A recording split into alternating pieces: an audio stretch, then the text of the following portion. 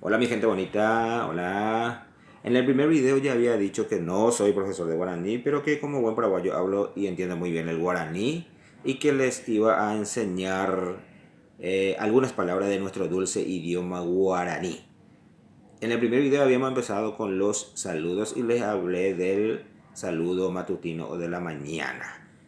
Ahora les voy a enseñar el saludo vespertino o de la tarde. Ahí vamos. El saludo vespertino de la tarde.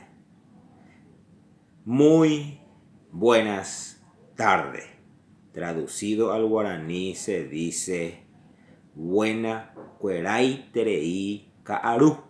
Buena cueray terei kaaru. Donde buena es buenas, cueray terei es muy y kaaru es tarde. Buena cueray terei kaaru, muy buenas tardes. Saquémosles el muy y queda solamente buenas tardes. Buenas tardes traducido al guaraní es buena cuera kaaru. Donde buena cuera significa buenas y kaaru tarde. Buenas cuera kaaru, buenas tardes. Síganme para más videos para seguir aprendiendo nuestro dulce idioma guaraní.